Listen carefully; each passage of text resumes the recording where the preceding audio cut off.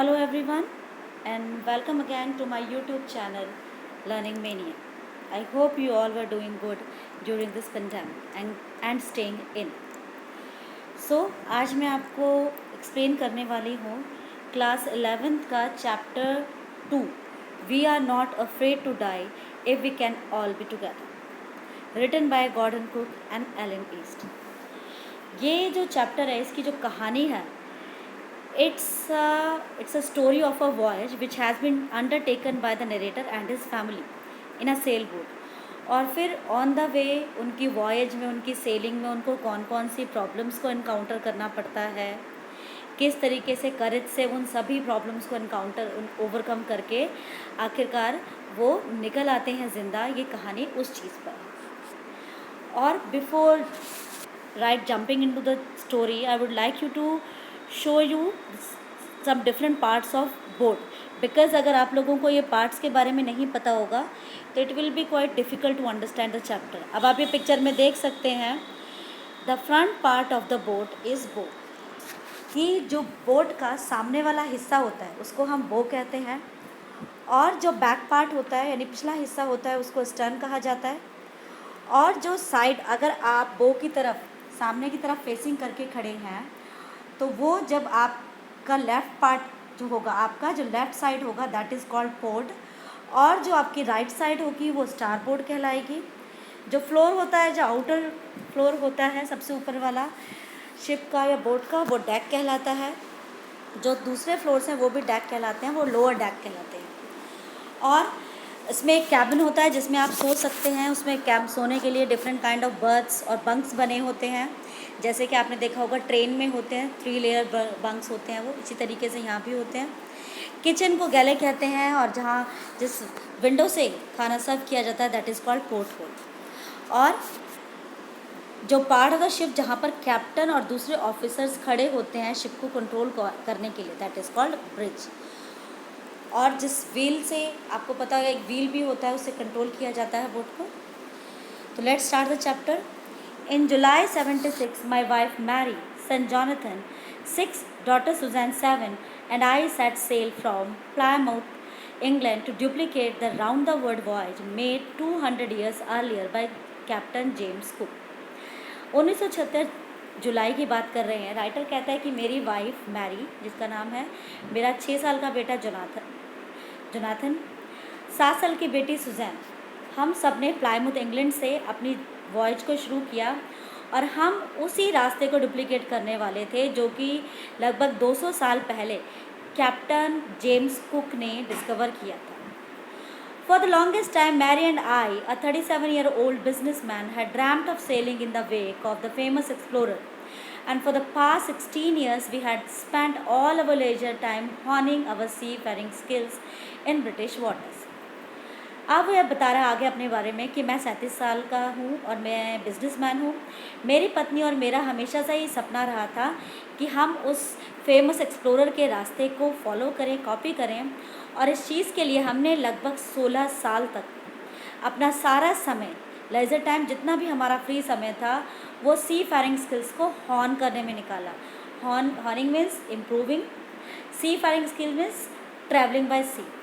और British waters का यहाँ मतलब है कि जहाँ ब्रिटिश जो कंट्रीज़ हैं उनके आसपास जितने भी सीज़ हैं, ओशन हैं, उनके लिए, उनके अंदर हमने अपने आप को स्किल्ड किया। अब aboard wave walker, a 23 metre 30 tonne wooden hulled beauty had been professionally built, and we had spent months fitting it out and testing it in roughest weather we could find। और फिर उन्होंने अपनी एक walk भी बनवाई जिसका नाम था, उन्होंने रखा वेव वॉकर, जो 23 मीटर की थी और उसका वज़न लगभग 30 टन था। वो लकड़ी से बनी हुई एक खूबसूरत बोट थी और उसको प्रोफेशनली बिल्ड किया गया था। साथ ही साथ उसको टेस्ट भी किया गया था कि रफेस्ट वेदर, ऑब्वियस सी बात है जब हम ओशंस में जा रहे हैं तो कुछ नहीं कह सकते कि कब टाइड्स आ जाएं, कब स्टॉर्म आ जाए, तो उन सब चीज़ों में, हर तरीके के वेदर में हमने उस प्रोफेशनली बिल्ट बोट को टेस्ट किया था। The first leg of our planned 3-year 10500 kilometer journey passed pleasantly as we sailed down the west coast of Africa to Cape Town। अब हमने 3 साल का प्लान किया था कि हमारी जर्नी होगी, और जो फर्स्ट लैग मीन्स जो पहला चरण था हमारी जर्नी का, जो लगभग 10500 किलोमीटर की थी, वो बहुत प्लेजेंटली, बहुत अच्छे से बीत गई। अब हम अफ्रीका के वेस्ट कोस्ट की तरफ आ गए थे, जो कि एक केप टाउन था। केप टाउन साइड तक आ गए थे हम। There, before heading east, we took on 2 crewmen, American Larry Vigil and Swiss Herb Sigler, to help us tackle one of the world's roughest seas, the Southern Indian Ocean.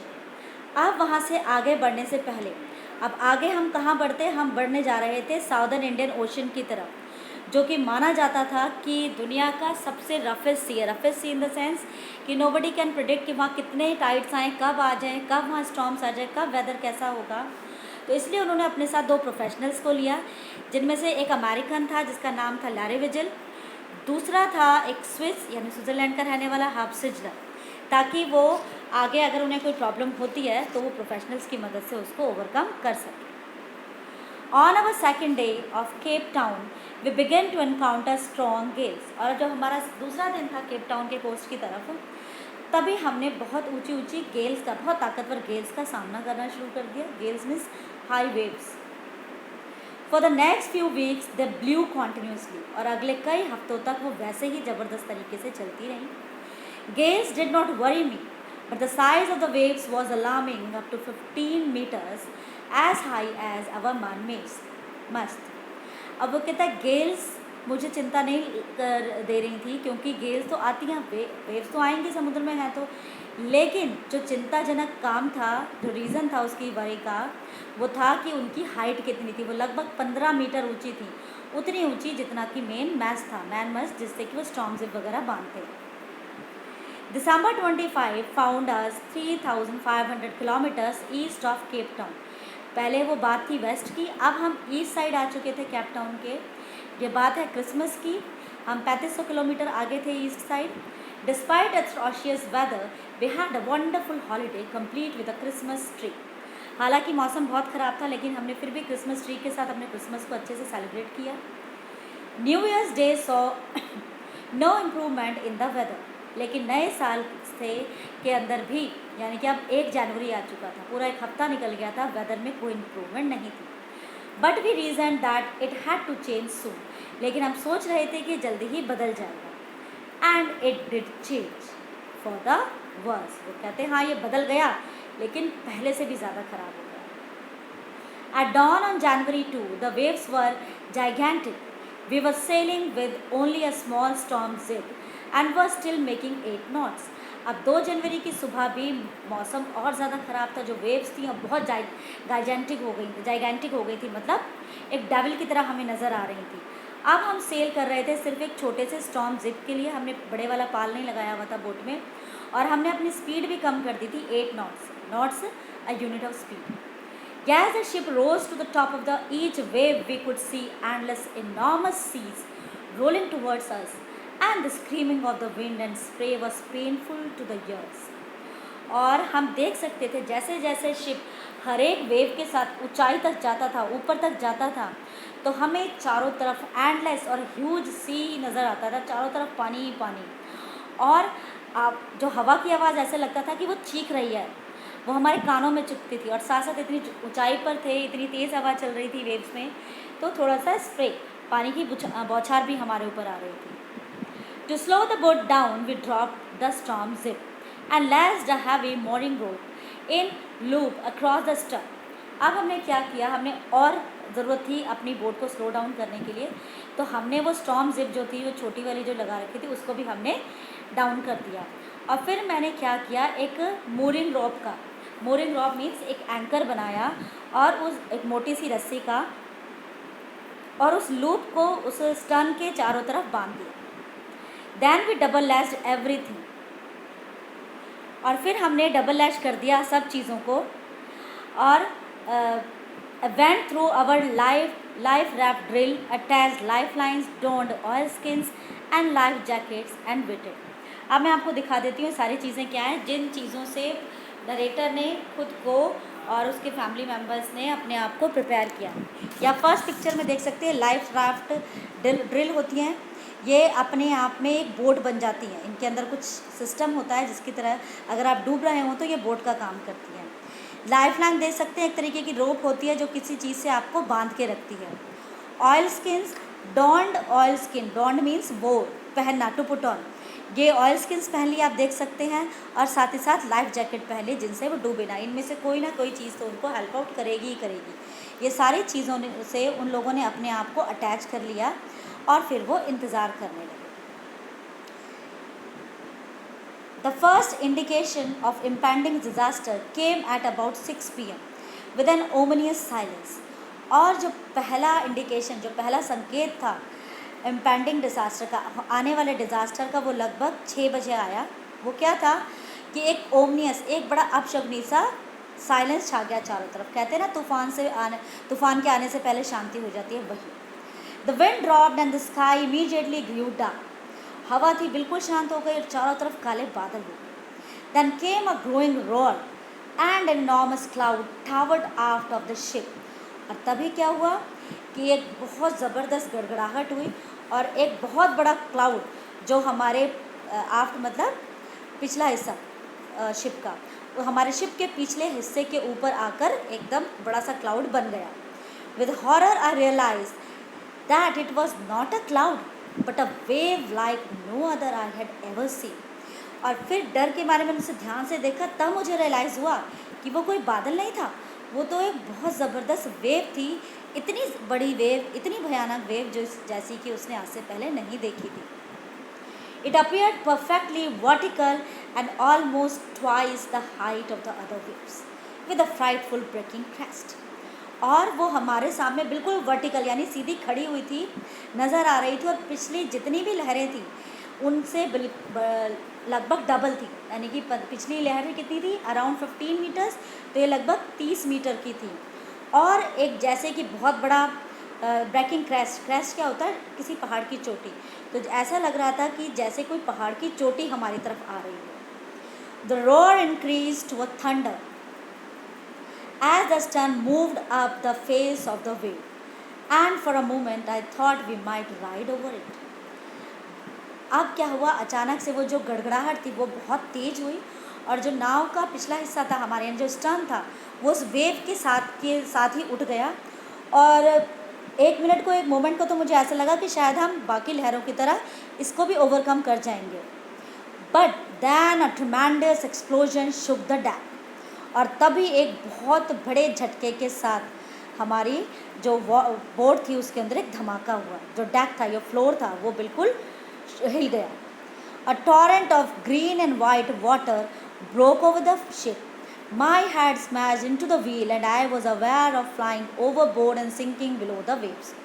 और तभी क्या हुआ, जैसे ही वो विस्फोट, वो एक्सप्लोजन हुआ हमारे डेक के ऊपर, तभी मैंने देखा कि बहुत सारा सफ़ेद और हरा पानी जो है हमारे इस बोट के अंदर पूरी तरीके से भर गया। मेरा सिर जो है व्हील से जाकर टकराया, जिसे कंट्रोल करते हैं बोट को, और अब मुझे बस ये लग रहा था कि मैं जहाज़ में, अपनी शिप में लहरों के साथ डूब रहा हूँ, उड़ रहा हूँ। I accepted my approaching death and as I was losing consciousness I felt quite peaceful. और अब मैंने स्वीकार कर लिया था अपनी उस अप्रोचिंग डेथ को कि हाँ, अब मैं मरने वाला हूँ। मैं धीरे धीरे बेहोश हो रहा था, अपने होश खो रहा था। और अब लेकिन मुझे सब कुछ शांति महसूस हो रही थी। क्यों शांति महसूस हो रही थी? क्योंकि डेथ और बेहोशी सब चीज़ों को शांत कर देती है। Unexpectedly my head popped out of the water. लेकिन तभी अचानक से, अनएक्सपेक्टेडली मेरा सर जो है पानी से बाहर निकला। A few meters away, wave walker was near capsizing, her mass almost horizontal. और मेरे से कुछ ही मीटर की दूरी पर मैंने पाया कि जो मेरी वेव वॉकर थी वो लगभग डूबने ही वाली थी। जो मैस्ट जो वर्टिकल होते हैं, सीधे खड़े होते हैं, अब वो मुझे हॉरिजॉन्टल यानी नीचे की तरफ लेटे हुए नज़र आ रहे थे। Then a wave hurled her upright, my lifeline taut. I grabbed the guardrails and sailed through the air into wave walker's main boom. अब क्या हुआ, अचानक से ही, तभी क्या होता है, वो कहता है ना ब्लेसिंग इन डिस्गाइज, तो वो ऐसा ही हुआ। एक और वेव आई, ज़बरदस्त वेव आई, जिसने कि उनकी बोट को एकदम सीधा कर दिया। फेंका, वैसे हर्ड का मतलब थ्रो होता है, लेकिन यहाँ झटके से सीधा कर दिया।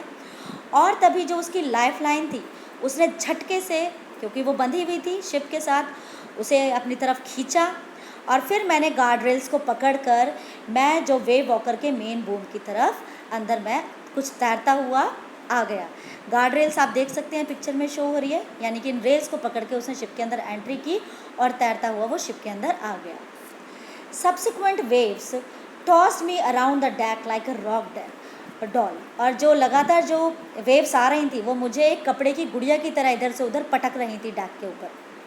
My left ribs cracked, my mouth filled with blood and broken teeth. मेरी रिब्स टूट चुकी थी लेफ्ट साइड की, मेरा मुंह खून से भरा हुआ था, सारे दांत टूट चुके थे। Somehow I found the wheel lined up the stern for the next wave and hung on. किसी तरीके से मैंने व्हील को ढूंढा और अगली वेव के लिए उसको सीधा करा और उसको एक सहारे से पकड़कर कस के खड़ा हो गया मैं।